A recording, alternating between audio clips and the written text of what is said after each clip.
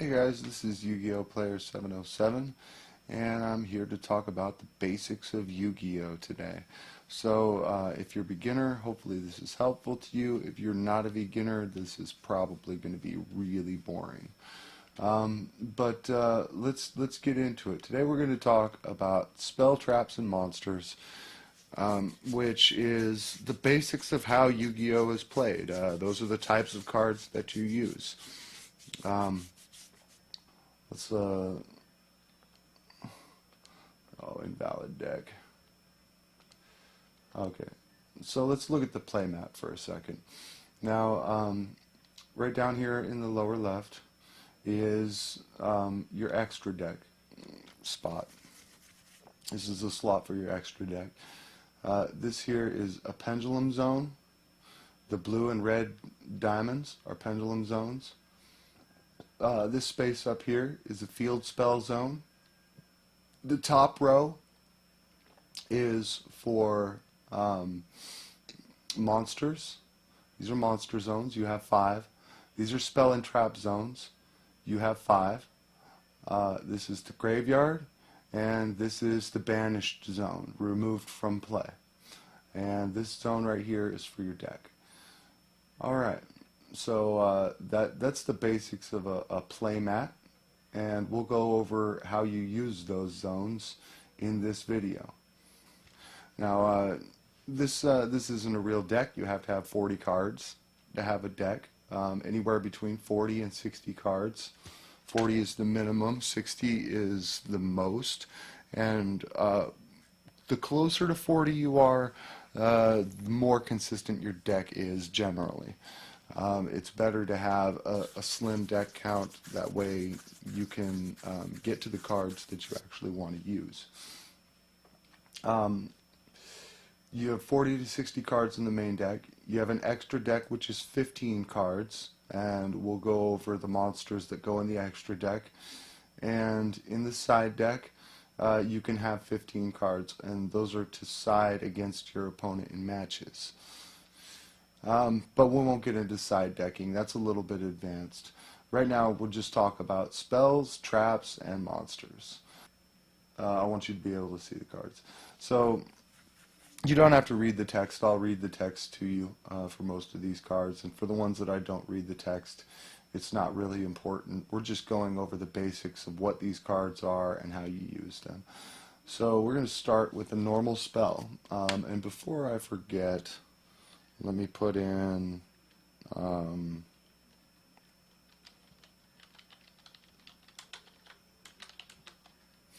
well, of course, there's a billion cards that name this field spell on it, but here, let's throw this as the last example of a spell. First example is going to be a normal spell. A normal spell is a spell that you activate from your hand during your turn. You put it face up in the spell and trap zone to activate it, and then it goes to the graveyard. This one is a really simple one. It's called Reinforcement of the Army. It lets you add a level 4 or lower warrior type monster from your deck to your hand. When you activate this, you use the effect, and then it goes to the graveyard. It's a spell speed 1, which is the slowest spell speed. Another spell speed 1 is Fire Formation Tenki. And this is what's called a continuous spell. You activate this from your hand during your turn, and you put it face up in the spell and trap zone, and then it activates its effect, but it doesn't go to the graveyard. It stays face up on the field. This lets you add a level 4 or lower beast warrior type monster from your deck to your hand. And while it's face up on the field, beast warrior type monsters you control gain 100 attack. And it has a condition that you can only activate 1 Fire Formation Tenki per turn. So watch out for conditions like that. Don't try and activate 2 in the same turn.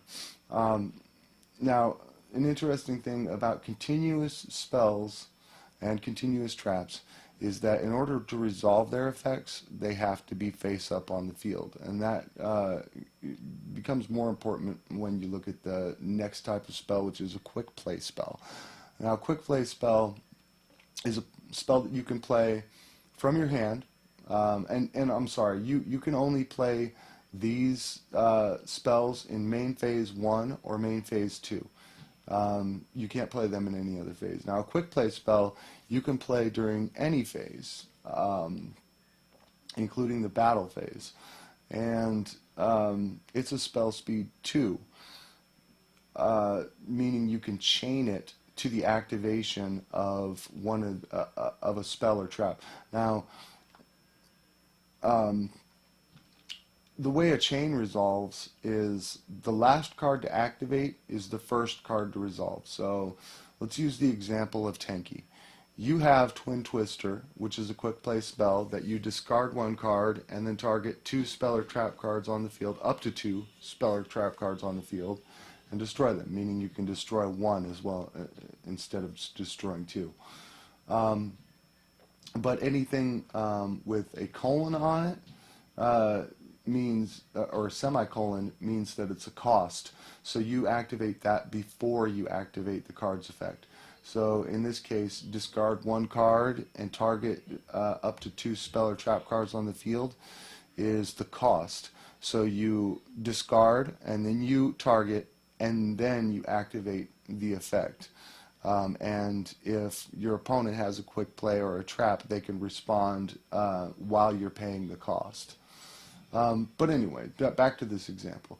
Your opponent, you have a Twin Twister set on your side of the field, which you can set this spell on your turn, a quick play spell, and you can activate it during your opponent's turn. That's another thing about quick plays, is that they're not limited to your turn. Regular spells are only your turn. If your opponent activates Tenki, you can chain Twin Twister to Tenki's activation. And because a continuous spell has to be face up on the field to resolve, the effect of adding a beast warrior to the hand doesn't happen because the card is destroyed before its effect can resolve. So in the example, you have Twin Twister set, your opponent activates Fire Formation Tenki. You chain Twin Twister. You discard a card and you target Tenki. It resolves with Chain Link 2 resolving first, which is the Twin Twister. And then second, the Tenki tries to resolve, but it's no longer face up on the field, so it doesn't get its effect. That's the basics of a chain. Now, you can't chain spell speed 1s. Spell speed 1s are not chainable. Spell speed 2s are chainable. Now, the other kind of spell that's in the game is called a field spell. And it's basically like a continuous spell, but it has its own zone, and it affects the it affects the field, basically. Any monster or spell and trap that's on the field, this may affect. The field spell may. So this field spell says battle damage to fairy type monsters becomes 0. And there's a lot. When I looked up Sanctuary in the Sky, there's a lot of monsters that get added effects when this field spell is on the field. That's why I used it as an example, because there are monsters that combo with this field spell. But most field spells give you boosts in attack or allow you to activate effects during your turn. Some of them place counters on them, and you can remove counters from them to activate effects. They're basically like spell speed 1s, in that you can only activate them during your main phase. Unless, of course, the field spell specifies that it activates during a different time. Let's move on to traps. Now there's normal traps, continuous traps, and counter traps. Normal traps and continuous traps are spell speed 2, meaning they can be chained during your opponent's turn, they can be chained to the activation of a spell. but some of them have requirements for when you are supposed to activate them. You activate them in response to other plays. This bottomless trap hole says when your opponent summons a monster with 1500 or more attack, destroy that monster or monsters with 1500 or more attack, and if you do, banish it instead of sending it to the graveyard. So when one or more monsters is summoned at the same time, you can activate this.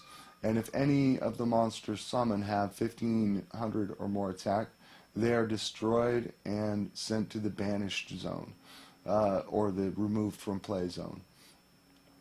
Now, you can chain a twin twister to the activation of a bottomless trap hole, but because it's not continuous, it still resolves. Just the same thing with reinforcement of the army. You can chain twin twister to reinforcements of the army, but it will still resolve because it's not continuous and it doesn't have to be on the field to resolve its effect. So and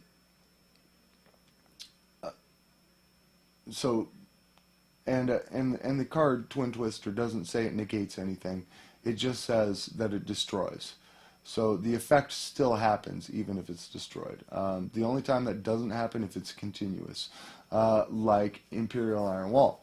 Imperial Iron Wall is a continuous trap. Again, it has to be face up on the field to resolve its effect. So you can chain Twin Twister to its activation while it's trying to keep monsters from being removed from play, and monsters will still be able to be removed from play because Imperial Iron Wall will no longer be on the field to resolve its effect. Imperial Iron Wall is just like a continuous spell, only with traps you can't play them the turn that you draw them. You have to set them first in the spell and trap zone, and then you have to activate them either during your opponent's turn or during your next turn. So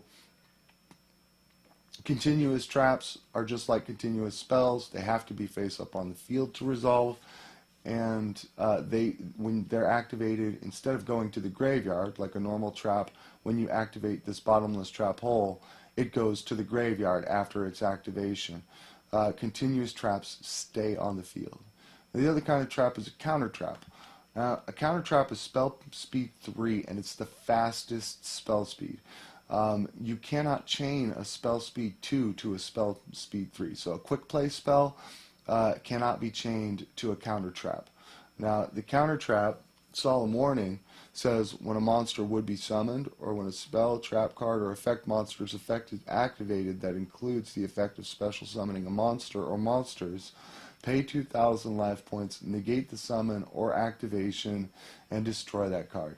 So this has a lot of text, but basically it is all dealing with the special summoning of a monster. Now, a counter trap can be chained to the activation of a quick play. For example, let's talk about Emergency Teleport. Now, Emergency Teleport is a quick play spell that special summons a monster. Emergency Teleport can be activated during your opponent's turn. Solemn Warning can be chained to it. Solemn Warning doesn't just destroy the card, it negates the activation and destroys it. So it's as if you never played the spell. And you can't chain to a spell speed 3 with a spell speed 2. So if you have another Emergency Teleport in your hand, you can't activate it in the same chain. You have to wait for this to resolve, and then you can activate another Emergency Teleport. And that's it for traps. Actually, one more thing about counter traps is most counter traps counter a specific type of card. So they will tell you when you can activate them. Let me think of another one. Dark Bribe is another counter trap, and it tells you that when an opponent's spell or trap card is activated, that's the condition that you need to fulfill to activate it, with a colon. your opponent draws one card. Also, negate the spell and trap card activation, and if you do, destroy it. So, now, interestingly enough, there's another counter trap that can be chained to this, and that's called wiretap. So, say you activate emergency teleport, your opponent chains dark bribe. All right. You can counter a counter with a card like wiretap. When a trap card is activated, negate the activation, and if you do, shuffle that card into the deck. So a counter can be chained to a counter and can negate the counter, if that makes sense. In this case, what would happen is emergency teleport would be chain link 1, dark bribe would be chain link 2, wiretap would be chain link 3. Wiretap resolves first, shuffles dark bribe back into the deck and negates its activation, and then emergency teleport resolves and special summons a psychic monster. Let's go on to monsters. Now, let me just get a normal monster. That's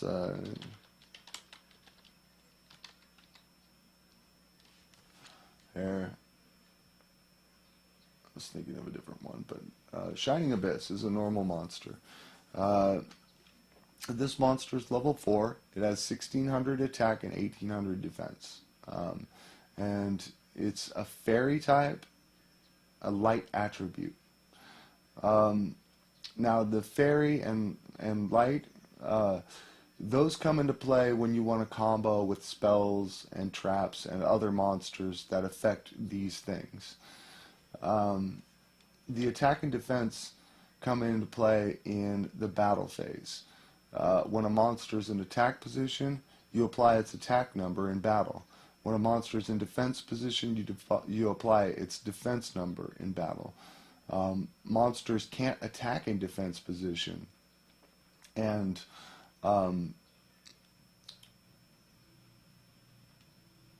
if the attacking monster's attack is higher than the defense of a defense position monster, you don't take battle damage, but your card is destroyed. Now, if your monster is in attack position, and you have attack position monster attack you that has a higher attack than your monster, you will take battle damage. This is a normal monster, meaning it doesn't have any text that changes the rules of the game. It doesn't do anything to the game state. It's level 4, and a level 4 or lower monster can be normal summoned. You have one normal summon per turn. And a level 4 or lower can be normal summoned or set without paying any cost or tribute. Now, this normal monster, who's a level 7, requires 2 tributes. For a level 5 or 6 monster, you have to send one monster from your field to the graveyard to summon it. Meaning, if you're just playing normal monsters and you have no special summoning capability, you would have to normal summon this Shining Abyss and wait till your next turn and hope it lives. And then normal summon another monster and hope they both live until the turn after that, and then you could normal summon this Dark Magician. Now, if this Dark Magician was level 5, he would only require 1 tribute to summon. Monsters that are level 9 and 10 require 3 tributes to summon. 7 and 8 require 2 tributes. That's normal summoning. Now there's all kinds of cards that special summon, like Emergency Teleport, and there are effect monsters that special summon other monsters like Junk Synchron, and there are traps that summon monsters like Call of the Haunted, which I don't have in this example. Now, next thing we're going to talk about is an effect monster.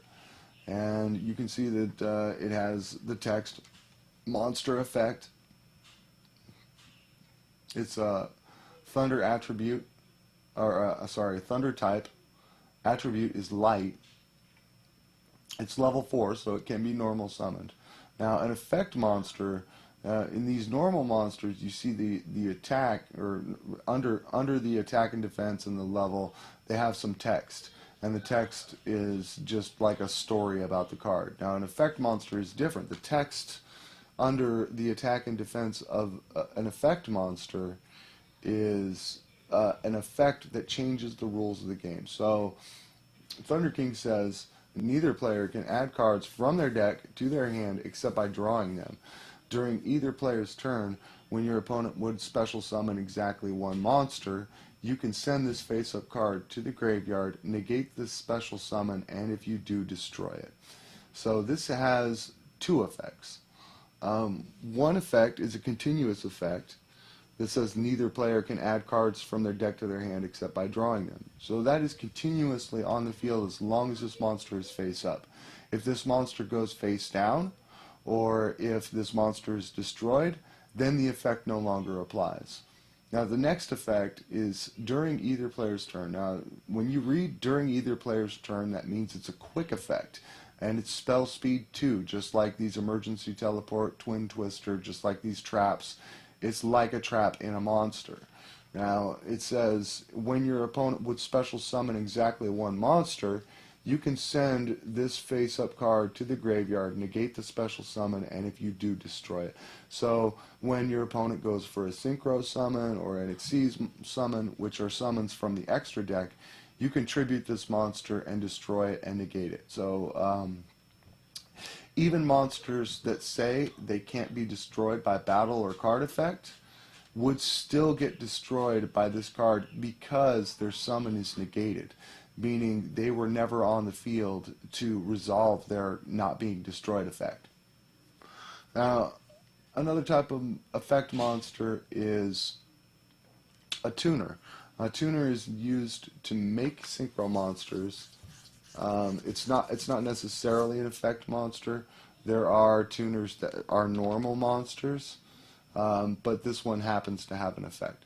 A tuner is just a material used to make a synchro monster, and I'll get into that in a later video. Now, just know that you need a tuner to make a synchro monster. Another type of effect monster is a flip effect monster, and in its text it'll say monster effect flip, meaning when this card is flipped face up, you get to activate its effect. This has 1900 attack, 0 defense, it's level 4, meaning you can set it without any tributes, and its flip effect is outlined with the capital letters flip and this paragraph that says you can target one card on your opponent controls, return it to the hand when this is flipped. Now, it has another effect that is an effect that activates if the card is sent to the graveyard by card effect, but we're not worried about that. We're worried about the flip effect. Now, the way a flip effect resolves is either you set the card during your turn, and during your next turn, you flip it face up to resolve its effect. Or you set the card face down, and when it is attacked, it's flipped face up to calculate damage. And during the damage calculation, its flip effect is activated before it is sent to the graveyard.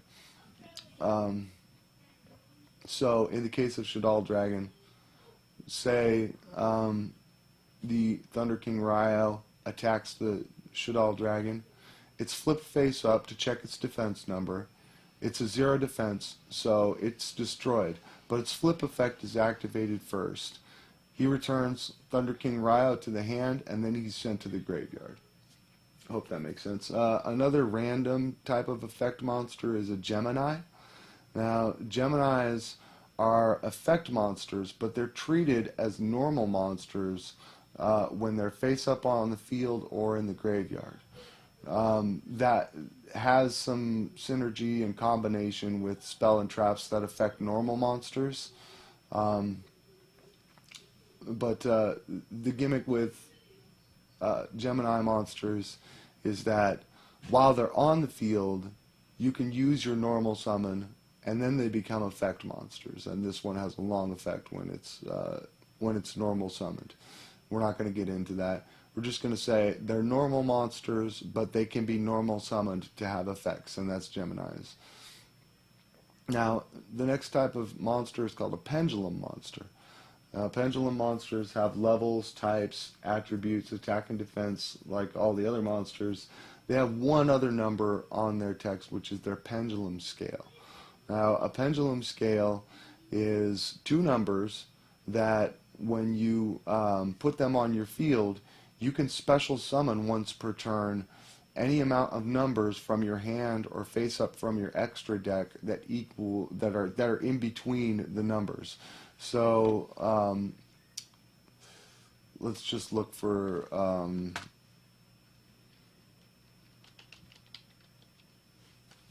right, let's put a Magispector in here for example. Okay, this has a scale of 2. This has a scale of 7.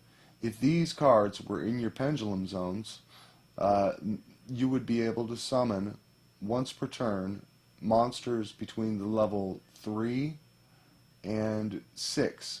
So from your hand or in your extra deck. Now, when you put a pendulum monster in the pendulum zone, it's treated as a spell. It's treated as a continuous spell. And like continuous spells, if you want to activate the pendulum effect of a pendulum monster, which is a spell effect, then you have to be face up on the field to resolve. So if let's look at Ignite Uzi, because it's a normal monster. It doesn't have a monster effect, but it does have a pendulum effect, which is a spell effect. Now, its pendulum effect says if you have an Ignite card in your other pendulum zone, you can destroy both that card and this card, and if you do, add one Fire Warrior type monster from your deck or graveyard to your hand. It's a good effect, but again, if the opponent has Twin Twister set and you try and activate this effect, the opponent can chain Twin Twister, destroy the card, and then because it's not face up on the field, it can't resolve its effect.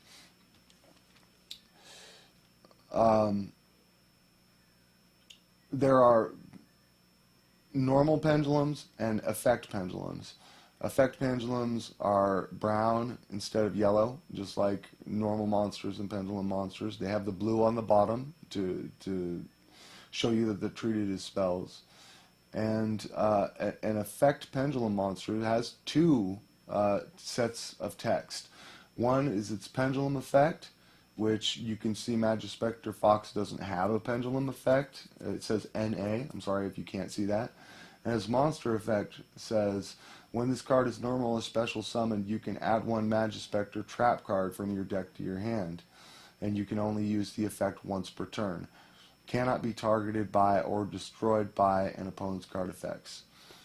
So that's two effects that it has as a monster, and no pendulum effect. Eccentric Archfiend has a pendulum effect and a monster effect. The pendulum effect is you can destroy you can target one other spell or trap card on the field, destroy both it and this card, and you can only use that effect once per turn. And then you can, its monster effect is you can tribute this card, then target one monster on the field and destroy it. You can only use this effect of Eccentric Archfiend once per turn. So each effect can be used once per turn. You can use this in the pendulum zone. It goes. Oh, I'm sorry, I didn't go over that. When pendulum monsters are destroyed by battle or card effects, they go on top of the extra deck face up instead of to the graveyard, where normal monsters and effect monsters go when they are destroyed. They go to the graveyard. Pendulum monsters go face up in the extra deck. So what can happen is you can put this in the pendulum zone, use its effect to pendulum summon, or sorry, use its effect to destroy a spell or trap. and it goes face up in the extra deck. Then you can complete your pendulum zone, and you can special summon this out and use its monster effect, tributing itself to destroy a monster. So you can use both in one turn. Now, the other type of monster we're going to talk about is a ritual monster. Ritual monsters are blue monsters. They go in your main deck, and they are summoned by spells called ritual spells. Now, ritual spells let you offer monsters as a tribute from your hand or your side of the field to summon a ritual monster. So this one is level 12, so you would have to have 2 level 6 or 3 level 4s to offer as tribute to special summon. And when you tribute those monsters, they go to the graveyard. Ritual monsters can be effect monsters or non-effect monsters. They will say on them if they are effect monsters or not. That's it for monsters, spells, and traps. So I'm glad you guys watched this video. I hope it helped you understand some of the basic mechanics of Yu-Gi-Oh! And I'm going to go into detail about the extra deck monsters and the different mechanics of summoning in Yu-Gi-Oh! In another video. So stay tuned. Thanks.